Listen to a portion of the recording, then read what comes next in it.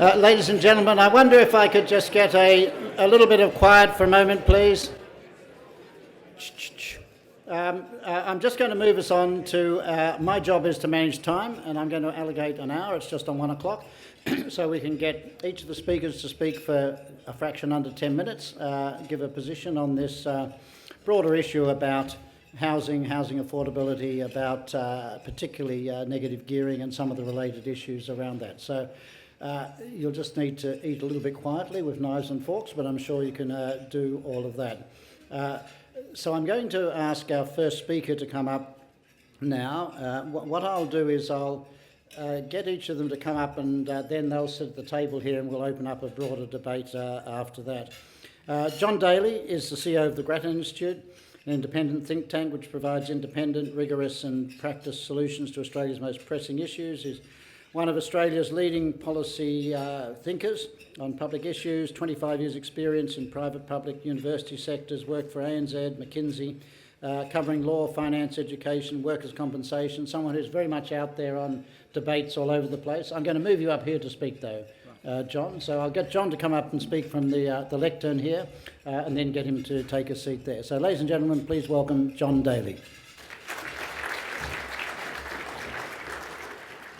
Thank you very much, and thank you very much to the Urban Taskforce for the chance to talk about this subject of, let's just say, extreme public interest. I did get told recently that somebody was out doing research in Western Sydney, which apparently seems to be the only place that people do political research, and said, so can you tell me who is the Prime Minister? And about 70% said, Malcolm Turnbull. Can you tell me who's the Leader of the Opposition? There's a slightly lower number. Can you tell me how negative gearing works? And about 98% of people got the answer right, which does tell you something about what's going on. So I'm going to focus on negative gearing. We can doubtless talk about affordability all day, but I wanted to focus in on negative gearing and explain why it is that Grattan Institute and the work that we did led us to conclude that we need substantial reform in this area, both in terms of saying that you should not be allowed to deduct losses on property from your wage and salary income, and also suggesting that the capital gains tax discount needs to be wound back to 25%. So, why do we think that? I'm going to focus on negative gearing because that's the one, although it's the smaller of those two reforms, the one that gets most of the excitement. So the first question is, well, is it a natural principle of tax law that you can deduct your losses from your gains? And the answer is yes, it is. But it's a natural principle of tax law that you can deduct your losses from this activity from your gains on that activity.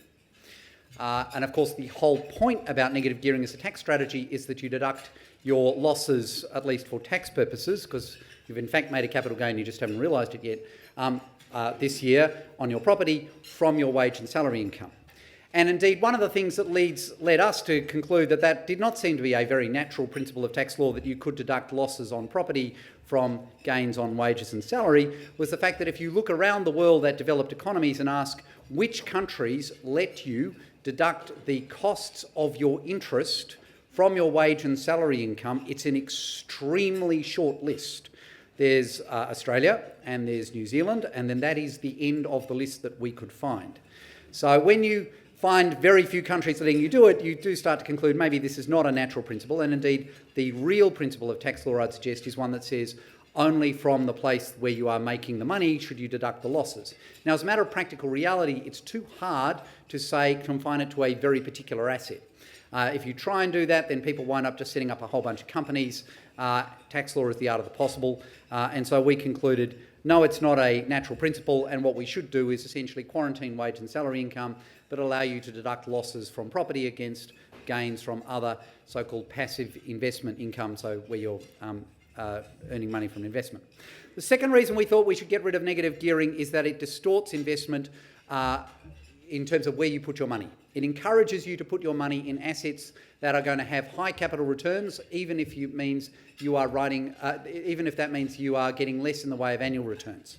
So what, of course, that means in an Australian context is that you would much rather put your money into property as opposed to a bank deposit. Now, I realise that in a room full of the members of the Urban Taskforce, you will all think that putting your money into property is a way better place for Australians to be putting their money than any other place. But let me assure you that from a slightly broader economic perspective, we would like to be a little more neutral than that between different investment classes. The third issue is that when you have a policy such as negative gearing, you encourage investors to be more geared than they would be otherwise, to borrow more than they would otherwise. And of course, if the investors in any asset class have borrowed more than they would otherwise, inherently the volatility of that asset class will be higher. By definition, as prices are going up, you'll get people piling in faster and faster. As prices are going down, you'll get people piling out faster and faster, precisely because they're leveraged and they can't afford to hang on. And indeed, that's one of the reasons why the Reserve Bank for many years has been expressing concerns about negative gearing as a policy. The fourth reason that I'd suggest negative gearing should go is that at the margins it reduces home ownership. By definition, it does not help homeowners at all. By definition, it does help investors, and therefore by definition, at the margins, it means that there will be more investors and fewer homeowners than there would be otherwise. Now, I don't want to suggest for a moment that it's a particularly large effect if we are right about the analysis that we've done on the impact of negative gearing and capital gains tax on prices, which is, we think on average they mean that prices are about 2% higher than they would be otherwise. If house prices go up by 2% less than they would otherwise, that's not going to lead to some massive shift in Australian home ownership rates, but it will be a shift in the margins, and I think you can see any number of reasons in Australia why having slightly higher rates of home ownership, all other things being equal, as they seldom are, would be a good idea. And then finally, and this is perhaps the most important argument as to why negative gearing and capital gains tax rules should be reformed, is this. If taxes on investments, and particularly through capital gains tax and negative gearing, are effectively lower, then by definition, taxes on something else have to be higher. And those taxes on something else are likely to drag more on the economy than the alternative. And the reason for that is this. If you look at the literature around the world on what is the impact on behaviour of taxes on savings, you find out two things very quickly, and it's remarkable how consistent the literature is. Firstly, taxes will have a very big impact on where people save. If you make the tax rate lower on this investment, like property, rather than this investment, like, say, bank deposits, then you will see people disproportionately push their money into property as opposed to, say, bank deposits. However, taxes on savings, it turns out, have very little impact on how much people save. So the total amount that they decide to save turns out to be very insensitive to tax rates. That seems to be true across the world in any number of studies, and there's a kind of instinctive intuition that lies behind that, which runs like this.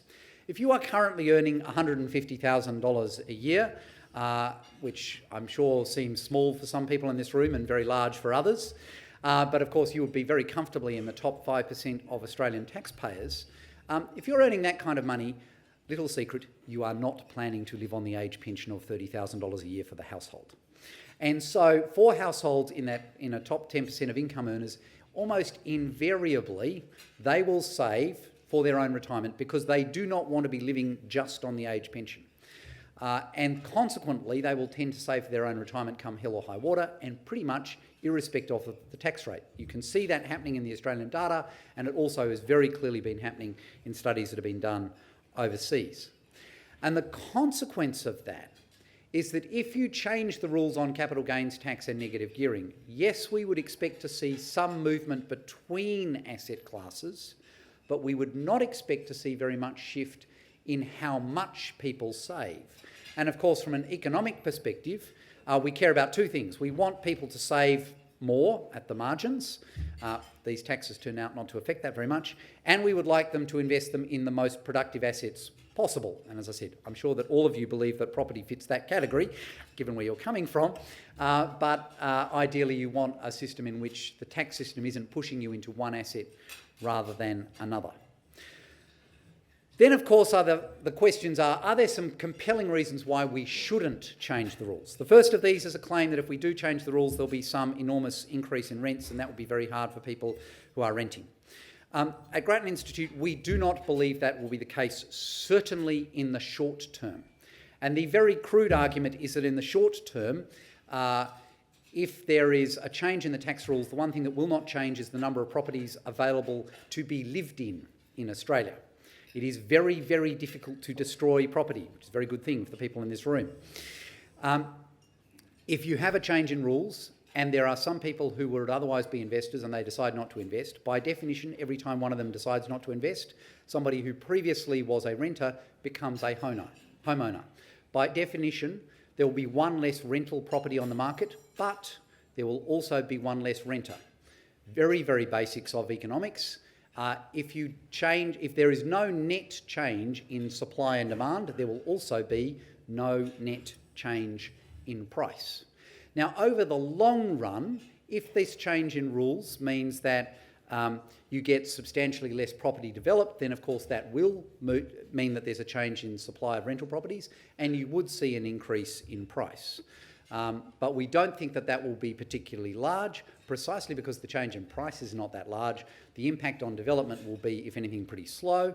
And also, we would argue that most of the impact in price will essentially flow through into the price of land, not the price of, if you like, development. Now, that will be bad news for people who are developers. It means the land you are sitting on will be worth a little bit less than it is today, but you will still wind up with the same incentives to develop it.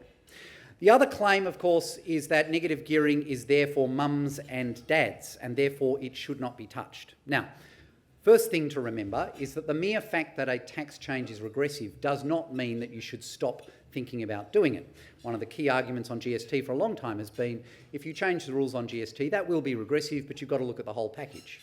And almost certainly, whatever you decide to do in the tax system in terms of reducing taxes elsewhere will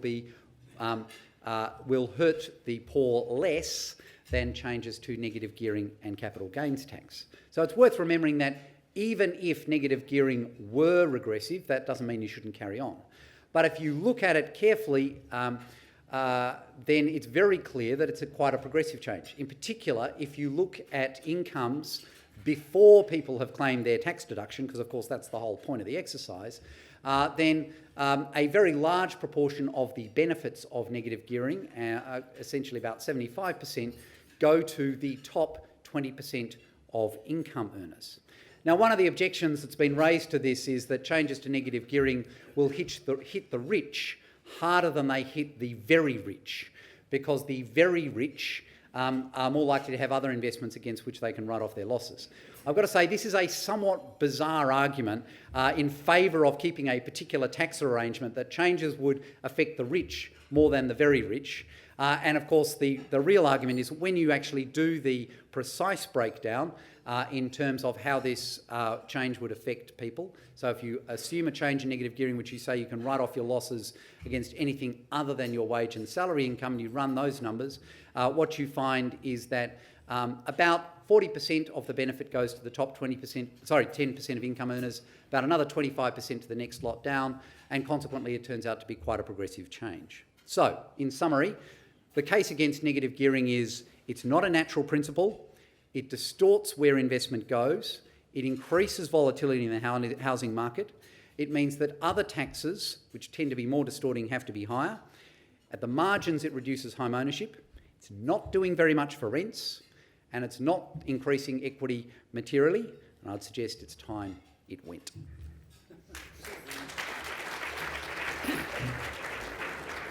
Now we're going to roll along with a possibly different position. I'm sure it'll be a bit different. Dr. Nigel Stapleton is going to speak. Nigel's a former Chief Economist of Westpac Banking Corporation for 10 years. After leaving Westpac, he became Associate Head of School at the University of New South Wales School of Economics. He's now the Andrew Roberts Fellow and Director of Real Estate Research and Teaching at the University of New South Wales.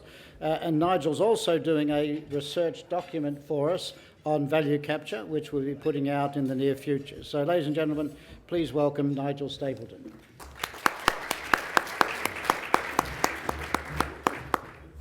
Thanks, Chris. I sort of when I left Westpac, I spent many years researching house prices, so I meant to bring up a publication to sort of show it to you, and what you'll see in there is some pictures sort of showing really sort of starting in the 50s, quite a dramatic rise in sort of land and house prices in Australia. And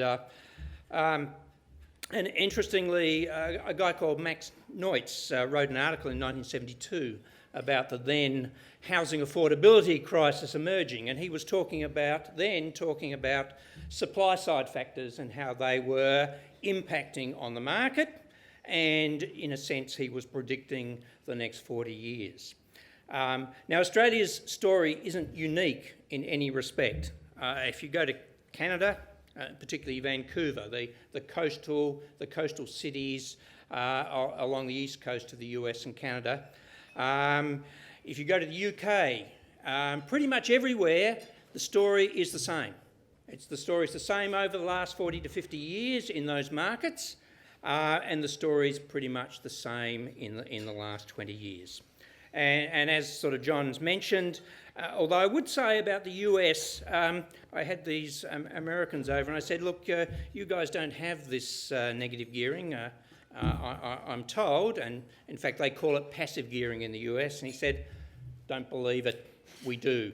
And they do have some, it's capped, but nonetheless it's capped to quite a reasonable level. But nonetheless, they don't have it in Canada, they don't have it in the UK, they did have it in the UK, and they took it away. But what you see is precisely the same story.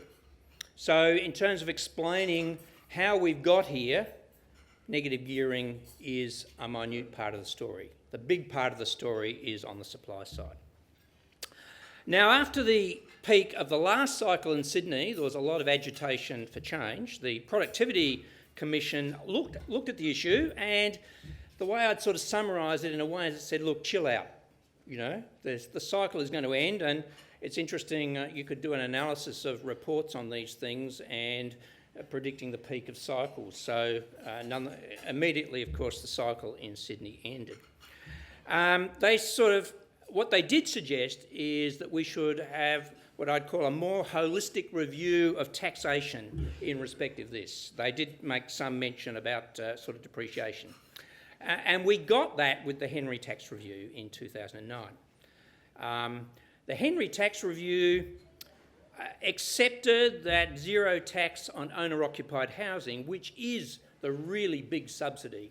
If you're looking at sort of why we invest so much in housing, it's probably much more to do with that, and accepted that superannuation should be taxed at a low rate, but also said that there should be a low rate of tax on other savings. So here I'm a little bit at odds with John. And that's pretty uncontroversial. James Merley's Nobel laureate, pretty much economists generally believe that taxes on savings should be lower, and that it should not be, the Henry Review took the view that it should not be taxed at the same rate as labour income. The general argument there is that taxes on income from savings mean that people who save pay a higher lifetime tax than those who consume the same amount. They also argued for a more consistent treatment of the different types of tax, different types of savings, which is a point sort of John was making. And there, if you look at interest earnings on the least favoured group, which is interest, inflation means that the effective tax rate on sort of interest earnings, which might be 30 cents, the effective tax rate is sort of like 50, and if you're on 47 cents, it's more like 80 cents in the dollar. So there's very high taxes on interest savings. So rental housing and equities have some inbuilt hedges and protect you a little bit against inflation, so the effective tax rates there are not damaged as much by inflation. And with a progressive tax system, the unequal treatment between those assets is somewhat more skewed. So there is a significant incentive not to put money in interest-bearing deposits. And I've got to say, in my assets, where I actually don't have an investment property, but I own a few shares for particular reasons, I make sure I have zero in interest-bearing deposits. What they proposed to deal with this was not to get rid of negative gearing. What they proposed was that taxes on interest and rental income should have a 40% discount. So basically, the 47s, they were talking about a top rate of 45 cents. In respect of savings, that would be a top rate of 27. The next rate down, they had 35, would become a tax rate of 21. If rental or equity investors made a loss, that would still be deductible, but at the lower rate, which would mean a lower value of negative gearing losses.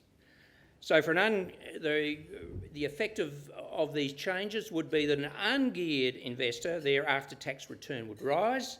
For a highly geared investor, the after-tax return would fall, and you would get a significant reduction in the distortions in the tax system. So there was a holistic reform. It accepted, it didn't accept the argument that somehow it couldn't be, you couldn't make a loss, but it came up with a holistic reform. Now I want to turn to the impact of the sort of tax changes that are being proposed. Now when the Henry Tax Review came out, it said its proposed changes should be phased in and that they should only be adopted, and here I'm referencing the changes as they would affect the rental housing market, they should only be adopted following reforms to the supply of housing and to housing assistance. And they referenced those two things because the Henry Review accepted that its modest changes would imply an increase in rents. And this is sort of in the literature in the US, it's like where these things are discussed, that's sort of taken as a given. Now over 30% of households do rent, and it's very much skewed to low income households, so what happens to rents does matter. Now the story is going to be different in different parts of the city. And I sort of want to reference sort of Tony Richards from the RBA, where looking at the inner parts of the city, it's really driven by sort of demand side and sort of interest rate factors. And then on the outer, as you get to the outer, it's sort of supply side factors more coming. So on the urban fringe, the value of a house is, you can think of it as the cost of the structure and the cost of the land. But in the land of the urban edge, there's no location premium. It's pretty much, it's in many respects got similar characteristics to a structure. And the price, hence the price is relatively insensitive to changes in what we call the user cost of capital. The user cost of capital for investors is basically driven by interest rates, depreciation. It's also affected, of course, by tax. But rent is a function of the value of that structure and land on the urban edge times the user cost of capital. So with changes in interest rates, particularly, and that's what the key thing driving it, it has an impact on rents. So when you look at sort of Melbourne in the period from 1991 to 2014, the cost of building a house in the outer part of Melbourne, and we've got really good data, I'd love to have the data for Sydney, but for Melbourne, the cost of building a house, land and structure, rose about 3.2. The value of housing rose about 3.4, roughly the same, I'm talking real terms. Rents only rose by 1.4% over that period, as the benefit of low interest rates from the mid-90s through to now came through, and also the impact of deregulation, all of which sort of favoured lower cost of capital for investors. It translated into lower rents. In the inner urban areas, you've got a significant location premium, and that is sensitive to interest rates. So interest rates, I'm running out of time, am I? Okay, interest rates go down, the value of that location premium goes up, so you get a big price effect in that part. So in the inner, prices will be more vulnerable, all the action in terms of rents happens in the outer. In the short run, of course, it's supply and demand. So really what I'm talking about here is the long run. So I was going to make some bits about the composition of ownership, but I'll pick that up in questions. So I just want to say in reference to first home buyers, if I can, the big tax benefit to home ownership comes when you have equity. The big hurdle is when you have low equity and need to borrow and interest is not tax deductible. To get over that hurdle, we actually have a significant number of first home buyers who actually do use negative gearing and get into the housing market renting first. It's around sort of 30-odd%. Ironically, this group would be losers out of the change. If I can conclude, it is not evident to me that the proposed changes will achieve what they purport to achieve in terms of home ownership. The impacts will be relatively immaterial. What we are going to see is a decline in rental affordability, and I think that matters. But crucially, the key to really doing something about housing affordability requires action on supply. And I think in some ways this debate has been an unhelpful distraction from that particular issue. Okay, sorry. Thank you. Our next speaker, Dr. Andrew Lee, is the Shadow Assistant Treasurer, member for Fraser in the ACT. Prior to being elected in 2010, Andrew was a Professor of Economics at the Australian National University, a PhD in Public Policy from Harvard University, written 4 books on economics and been voted the best Australian economist under 40 in 2011. So now to present the Labor Party viewpoint on negative gearing, Andrew Lee. Thank you. Ticket on that one. Well, thanks very much, Chris, and it's great to be here at this negative gearing debate today, moving the debate into third gear, as it were. Can I acknowledge the traditional owners of the land on which we're meeting today and pay my respects to elders past and present, and thank the Urban Taskforce and all of you for being part of what is, I think, a very important conversation for Australia.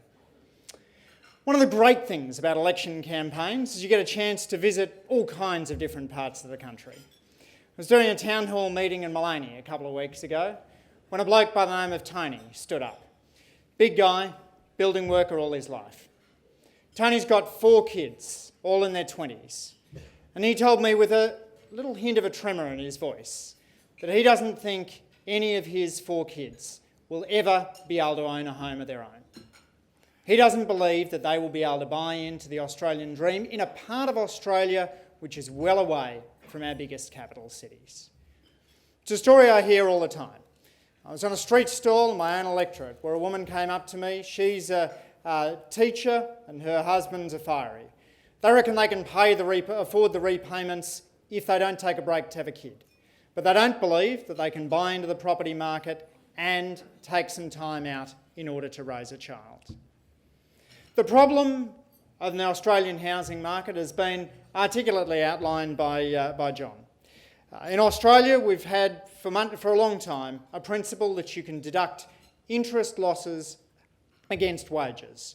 That's not a principle that many other countries, such as Britain or the United States, have.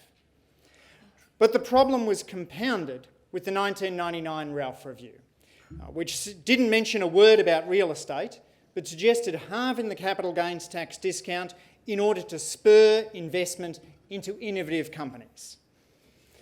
We went, as a result of that decision in 1999 by Peter Costello, from a nation in which landlords paid tax to a nation in which the taxpayer cut cheques to landlords.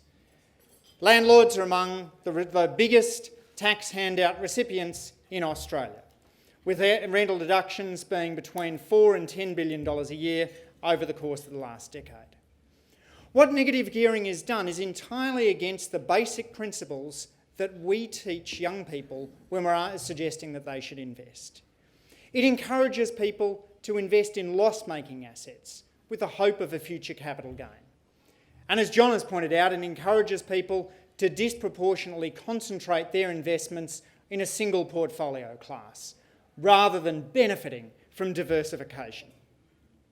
The result of this has been that the Australian home ownership rate now is the lowest it's been since the 1950s. Our home ownership rate is at a 60-year low. In the early 1990s, there was more lending to first homeowners than to investors. Now there's 4 times as much lending to investors as to first homeowners. The home ownership rate has crashed across the board, but it's crashed particularly for young people, who are 10 percentage points less likely to own a home than they were a couple of decades ago. And it's crashed for those at the bottom of the income distribution. You know, a few decades back, there wasn't any difference in home ownership rates across income categories.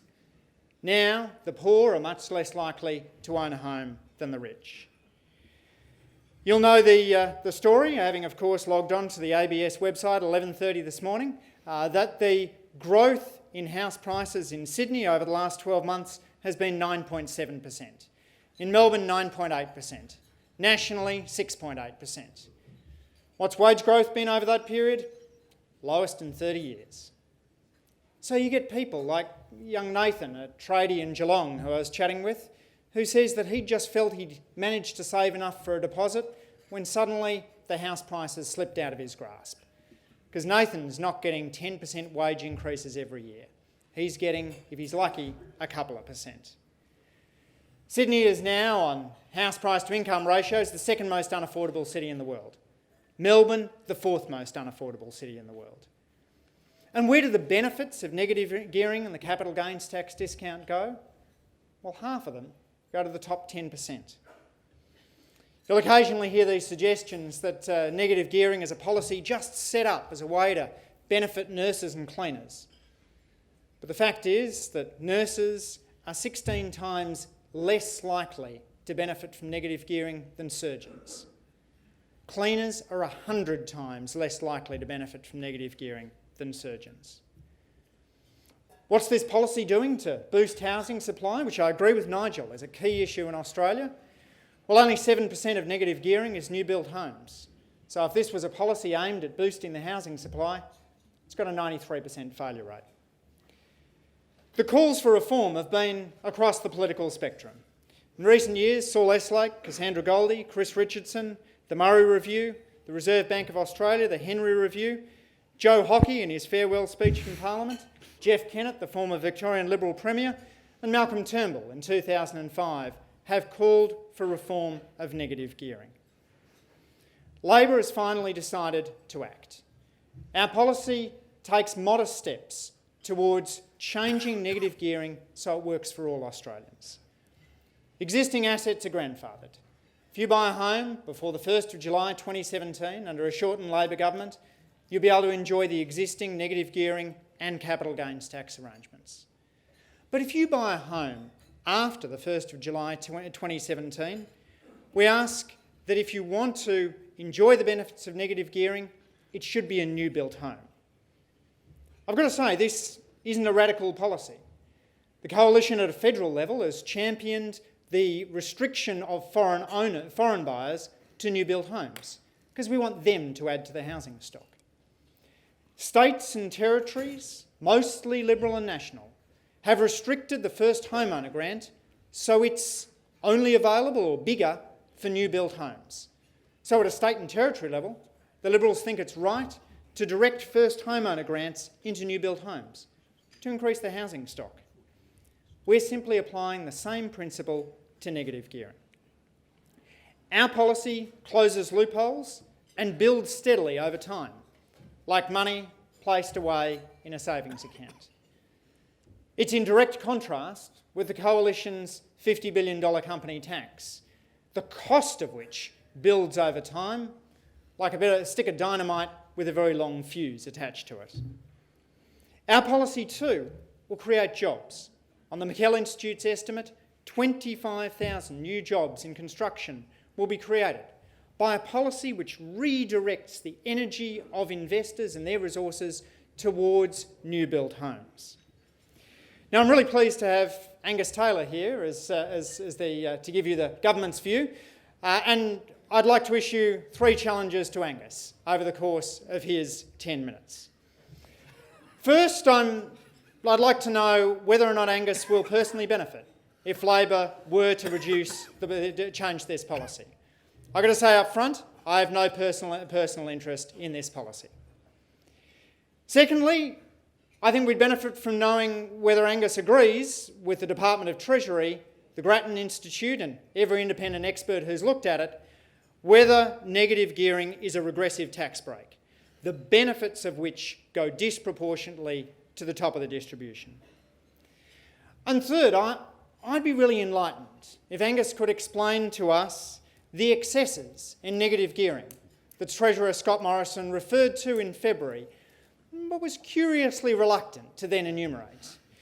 As a smart bloke who's worked on economic policy for a while, I'm very keen for Angus to tell you today the excesses of negative gearing that the Treasurer's referred to. Thanks very much.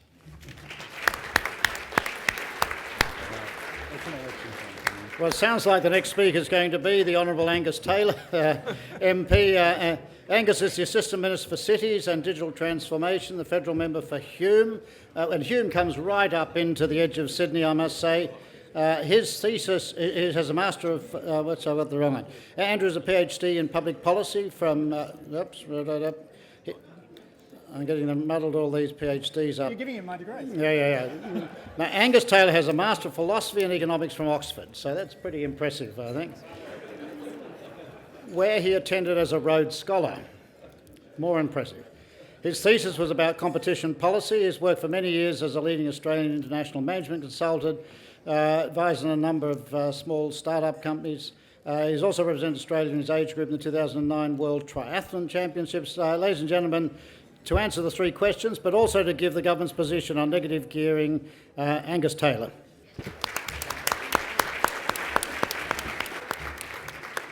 Thanks, Chris, and can I congratulate Urban Taskforce for holding this debate. It is an important debate.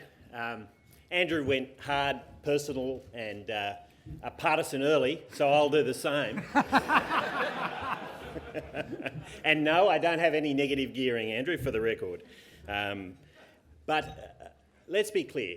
I think there's few debates that better characterise the difference between the two sides of politics and the economic debate more generally, and the division more generally, in Australia at the moment than this one.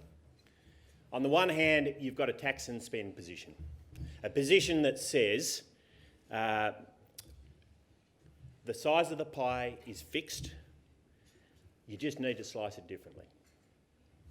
You can burn the pie, you can throw it on the ground, you can throw it at each other, but it won't shrink in size and it will be no less edible than it was. And that is the position of Labor on so many of these tax-based issues. Our position's different. We think that when you play with policy, you change the size of the pie. And you've got to think about that first and foremost. And this issue is exactly one of those issues. It is highly sensitive. The size of the pie, economic activity, investments, savings, aspirations down at the local level, people's aspirations to get on and do things and create opportunities are affected by policy. That is our fundamental position, and that really is what I think defines the divide we're seeing in the debate at the moment. Now, at the more detailed level on negative gearing, I think there's two fundamental questions we need to answer. One is, will abolishing negative gearing improve housing affordability or just destabilise the market? And the second is, will abolishing negative gearing increase fairness or worsen it? They're the two fundamental questions, and Andrew tried to answer both of those. I'll try to give a more complete answer. Starting with housing affordability. Look, some of you may have seen Scott Morrison talk only an hour ago about a piece of work done by a consultant that showed clearly that there'll be about a 4% reduction in housing on the capitalisation of the losses. Similar work to what Grattan did. For some reason, they got a slightly lower answer. But what it's very clear is everyone is agreeing there will be some moderate impact on housing prices. But I sort of look at that and I say, you know, I've been trained in economics, but I've also worked in the commercial world. And if you really want to know what's going to happen in a market, you don't just capitalise the gains. You just don't do a net present value model. You have to get into the real world. And in the real world right now, we have a housing market which is worth about $5.6 trillion. We've got house prices in Sydney In the centre, close to $6,000 or $7,000 a square metre, and even on the periphery, about $1,000 a square metre. We've got well over $2 trillion in household debt.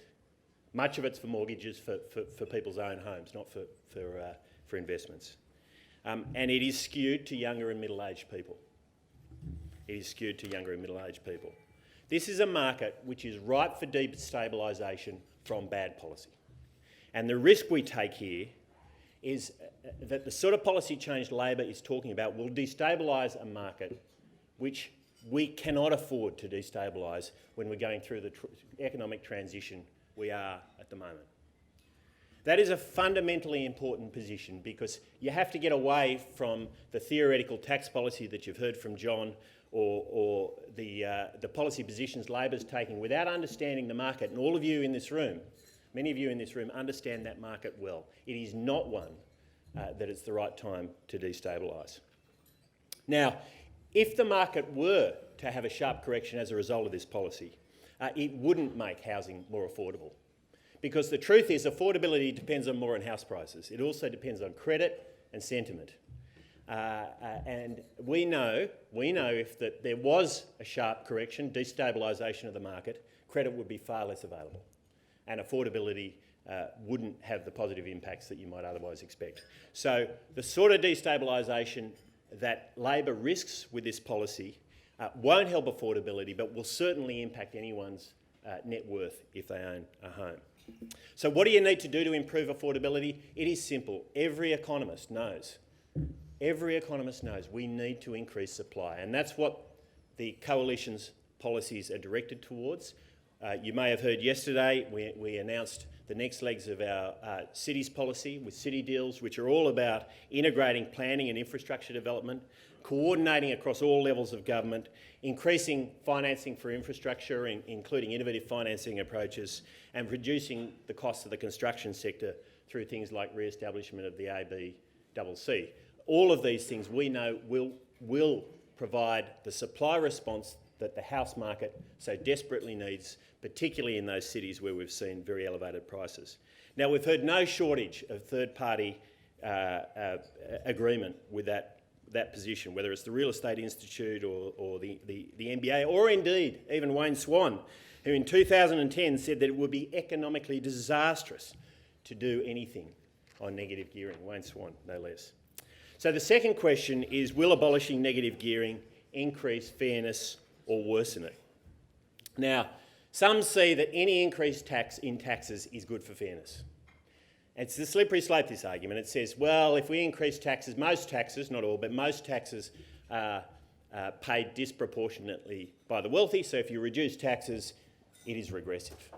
And that is, as I say, it's a slippery argument to run with, but not only is that argument, I think, in many ways flawed, because it ignores the fact that lower taxes can drive investment, savings and activity. But in this particular case, I think there's strong evidence to say that fairness won't be improved in any way by abolishing negative gearing. And there's several aspects to this. The first is, it is very clear, and there is a strong consensus, I think John agreed with this, John Daly agreed with this, that there will be an impact on renters as a result of this policy. And the intuition here is very, very simple. If there is less investment, if there is less encouragement for investment, the cost of capital of investors goes up, then rental costs will go up as well. And we've seen lots of modelling to support that. Typically, the numbers are between 5 and 10%. Grattan has done an exercise in looking at a couple of data points from 86 to 88, which I think was a deeply flawed analysis. But I think that the higher quality analyses have been very clear. You will expect an increase in the cost of renting. And who pays rent? Who pays rent? Younger people and lower income people. So to say this is a fairness measure is really quite extraordinary. We also know that the young will be hardest hit. The average property investor under the age of 35 has a loss of just under $5,000. The average property investor over the age of 35 has a loss of only $1,200, $1,261 to be exact. So we know that the younger investors will be hardest hit, and we also know that some of the wealthiest will be able to avoid it. And again, to go to the facts, the top 10% of people, the income range, above about $100,000, a little above $100,000, the average rental losses for that cohort is about $14,000. 90% of that can be offsetted by their investment income. They will be able to offset that against their investment income. So in other words, they will not be hit by this change, whereas someone who is at a lower income doesn't have the investment income to be able to offset the losses. The final group that I think will be hit hard, and this is a group that concerns us perhaps more than any other, is people who are setting out to start a business. If you're setting out to start a business, you will often be in a position where you'll take out a personal loan against a property, and typically you might keep a part-time job, and you will be in a position where you will not be able to make the offset you need to be able to get into that business. And this is one that concerns us deeply. So the aspirational, those people who are trying to have a go, are trying to invest, are trying to save, are trying to build a business, are the ones that will be most unfairly hit by these changes. So whether you measure this on fairness or whether you measure it on a housing affordability initiative, it's very clear to us that this is not a measure that is good public policy. Thank you.